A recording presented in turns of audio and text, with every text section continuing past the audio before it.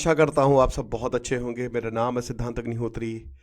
Study gloss पे आपका बहुत बहुत स्वागत है। डीप सीक पे एक और वीडियो, एक और आर्टिकल। चलिए बात करते हैं कि भारत की आईटी इंडस्ट्री को चाइना मार सकता है। जीएस पेपर 3 के लिए बहुत ही इंपॉर्टेंट है। समाधान बैच हम आपके लिए लेके आए हैं, सारी मुसीबतों का समाधान। ये crash course plus mentoring program है। तो एक तरीके से 100 डेज का ये प्रोग्राम है, जिसकी क्लासेस 21 फरवरी से शुरू होगी। तो फेज़ 1 में 56 दिनों तक मैराथन क्लासेस चलेंगी और आपको डेली टारगेट्स दिए जाएंगे। फेज़ 2 में आपको प्रैक्टिस करवाई जाएगी और फेज़ 3 में करंट अफेयर्स आपको बताए जाएंगे कि ये करने हैं आपको, और उसके बाद फाइनल रिवीजन किया जाएगा। और फिर इसमें mentoring session, Google Meet plus test series, ये सब चीज़ें भी हम आपको प्रोवाइड करेंगे। तो आपको पता है कि जैसे एआई में अभी हम बहुत पीछे चले गए हैं। चाइना ने ख़त्म कर दिया है, गेम ही ख़त्म कर दिया है। 400-500 करोड़ में चाइना ने पूरा का पूरा डीप सीक बना लिया, जहाँ पे हज़ारों करोड़ की फंडिंग लेके बैठे हुए हैं हमारे सैम आल्टमैन साहब। और अमेरिका कहता है कि कोई बना ही नहीं सकता, लेकिन चाइना ने कर दिखाया तो हिल गए हैं। मतलब आप समझिए कि अमेरिका का स्टॉक मार्केट इस वजह से नीचे गया, तो वो ग्राउंड ही शेक कर दिया पूरा का पूरा। तो अमेरिका की जो टेक इंडस्ट्री है वो अपनी पोजीशन को किसी तरीके से बचाना चाहती है, लेकिन भारत किधर है? हम क्या इसी में इंडियाज गॉट लेटेंट इन्हीं सब में लगे रहेंगे कि कुछ प्रोडक्टिव भी करेंगे? देखिए, भारत सर्विस सेक्टर में सबसे आगे है, नो डाउट। भारत के इंजीनियर जो हैं वो सबसे ज़्यादा मेहनत करते हैं, और पढ़ेगा इंडिया तो बढ़ेगा अमेरिका चाइना, यही हिसाब किताब है। लेकिन जो इनोवेशन किया है वो भारत की जो कॉम्पिटिटिव एडवांटेज है, क्योंकि जो कोडिंग है ना, कोड राइटिंग, 50 लाख के करीब कोडर्स है हमारे पास, ठीक है ना। और अब कहीं ना कहीं चाइना जो है वो ख़त्म करेगा इनको। कैसे करेगा? जो डीप सीक कोडर है, they are transforming the program, ठीक है। और इसीलिए जो भारत के कोडर्स है ना, इसे होगा क्या कि इसको एक तरीके से जो मेजॉरिटी है उनको तो बहुत अच्छे से हेल्प करेगा। कहने का मतलब ये है कि भाई देखिए, जो टूल्स डीप सीक दे रहा है उसमें जिनको एआई में इंटरेस्ट है वो कोडर्स तो ज़्यादा प्रोडक्टिव होंगे, लेकिन जो बाकी कोडर्स जो डिस्प्लेसिंग, दे विल डिस्प्लेस, जो मेजॉरिटी कोडर्स हैं उनके लिए खतरा है। आप समझ रहे हो? मतलब जो इस फील्ड में काम कर रहे हैं वो तो बहुत अच्छी बात है। अब जो जनरेटिव एआई है, अगर इसको इम्प्रेस किया जाता है, ठीक है ना, तो जाहिर सी बात है इससे एफिशिएंसी बढ़ेगी ही बढ़ेगी।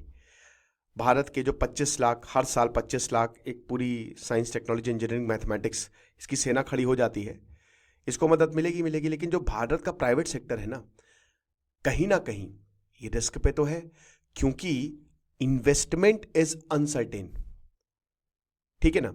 अब फाउंडेशनल एआई रिसर्च में इतना काम नहीं हो रहा है भारत में, बोल्ड बेट्स नहीं लिए जा रहे हैं। तो रिस्पॉन्सिबिलिटी किस पे है? सरकार पे है कि अब आपकी बारी है, आप देखिए एआई को और सपोर्ट प्रोवाइड करिए।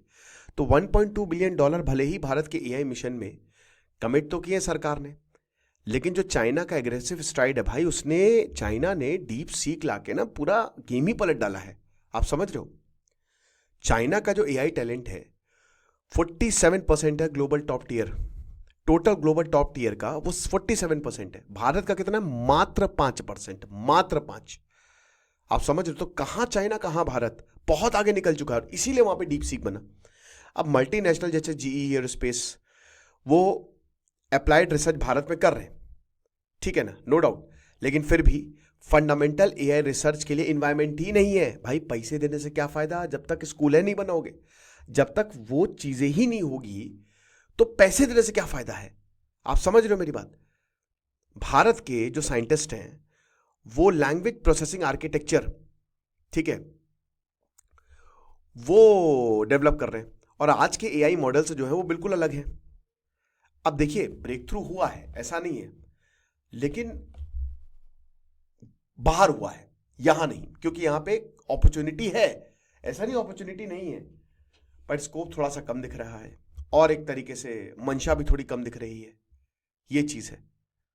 फिर उसके बाद ऐसा लगता है कि पॉलिसी मेकर्स ने पहले से ही हार मान रही है। कोई सिर्फ पैसे से नहीं होगा यार, एक प्रॉपर स्ट्रैटेजी की जरूरत है। जो रिस्क एवर्स एटीट्यूड है प्राइवेट फर्म्स का, भाई इस समय मार्केट नीचे जा रही है, बिल्कुल सही बात है। उनको लग रहा है कि चाइना अमेरिका आगे बढ़ गए तो हम क्या कर सकते हैं, छोड़ो, उन्हीं के भरोसे चलते हैं। इसीलिए कहीं ना कहीं हमारा गूगल, ट्विटर, ये सब नहीं बन पाया और चाइना बहुत आगे निकल गया। Mukesh Ambani definitely data centres, Nvidia chips में इन्वेस्ट कर रहे हैं, लेकिन कोई विजन नहीं है।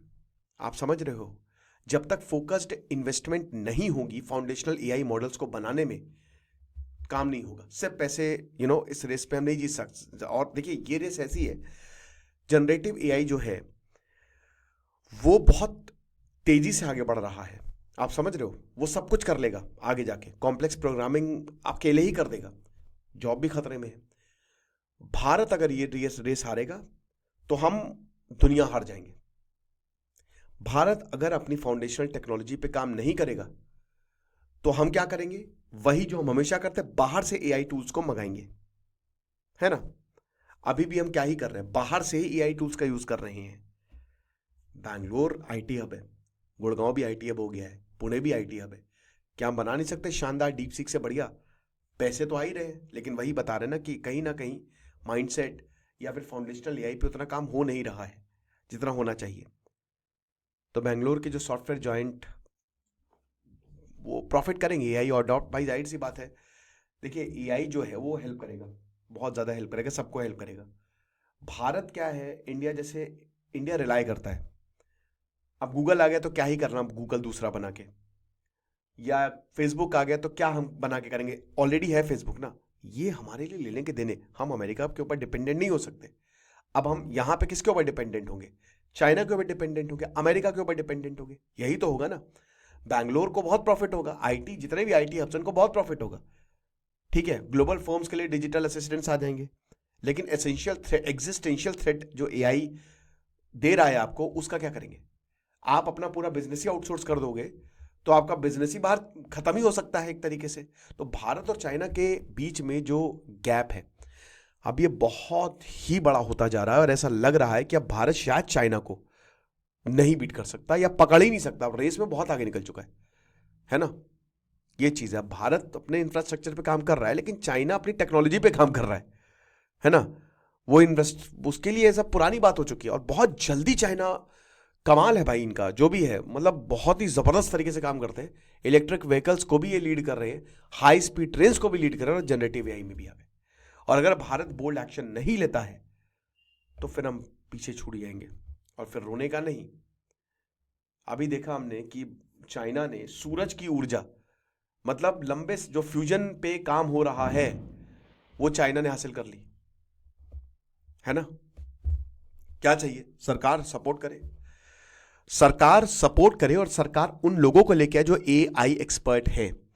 तो जब तक आप एआई यूनिवर्सिटीज नहीं बनाएंगे, जब तक आप एआई को एक प्रॉपर ब्रांच नहीं बनाएंगे, जब तक आप स्कूलों में 11th-12th में एआई को इंट्रोड्यूस नहीं करेंगे, जब तक आप फाउंडेशनल मॉडल डेवलप नहीं करेंगे, कुछ होने वाला नहीं है।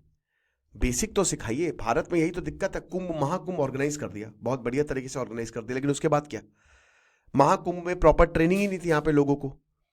प्राइवेट सेक्टर को आप इंकरेज करिए, यहां पे मीटिंग करिए, एआई पे फोकस करेंगे। सबसे ज्यादा टैलेंट पूरी दुनिया में भारत में है। हम जीसीसी है, ग्लोबल कैपेबिलिटी सेंटर, दुनिया की टेक कंपनी में आधे भारतीय हैं, लेकिन फिर भी हम सारी टेक्नोलॉजी दूसरों के लिए बना रहे हैं। टैलेंट को रिटेन करिए। सब के सब अमेरिका भाग रहे हैं, ब्रेन ट्रेन हो रहा है, बेस्ट जो माइंड्स है हमारे।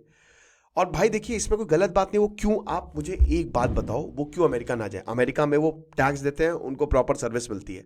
सऊदी में, यूएई में, सऊदी यूएई तो भाई भारत में कोई इज्जत ही नहीं है टैलेंटेड लोगों की।